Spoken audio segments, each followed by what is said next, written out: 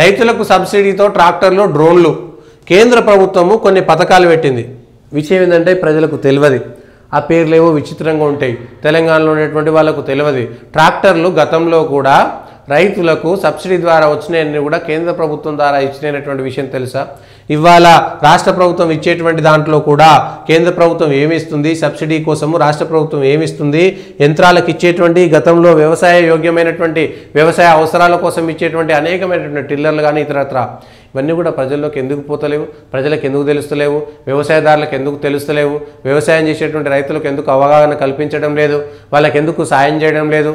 ట్రాక్టర్లు కానీ లేకపోతే ఇవన్నీ కూడా అనేకమైనటువంటి అనేక వ్యవసాయంలో ఉండేటువంటి కొత్త కొత్త విత్తనాలతో సహా మిగిలినటువంటి అన్ని అంశాలకి కేంద్ర ప్రభుత్వం ద్వారా వచ్చేటువంటి సబ్సిడీలు ఇవాళ పామాయిల్ సంబంధించి కానీ బర్రెలు పెంచుకోవడానికి, గొర్రెలు పెంచుకోవడానికి, కోళ్ళు పెంచుకోవడానికి అనేకమైనటువంటి సబ్సిడీలు వస్తున్నాయి. ట్రాక్టర్లు సబ్సిడీలో ఇచ్చింది. ఎవరికి ఇచ్చిరు? టీఆర్ఎస్ కార్యకర్తలకు ఇచ్చిరు. కేంద్ర ప్రభుత్వం వచ్చినాయన్నీ కూడా గత 10 ఏళ్లలో ట్రాక్టర్ల ద్వారా వచ్చినటువంటి సబ్సిడీ అంతా కూడా కేంద్ర ప్రభుత్వమే భరించింది.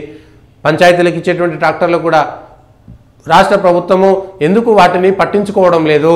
ఎందుకు వాటిని ఇంకా కొంత సబ్సిడీ పెట్టి నిజమైనటువంటి వ్యవసాయదారులకు ఇవ్వట్లేదు? ఎందుకు వాటికి సంబంధించినటువంటి అంశంపైన స్పష్టత ఇవ్వట్లేదు? ఇది దీనికి సంబంధించినటువంటి వ్యవసాయదారులకు సంబంధించి రైతులకు సంబంధించినటువంటి అంశం.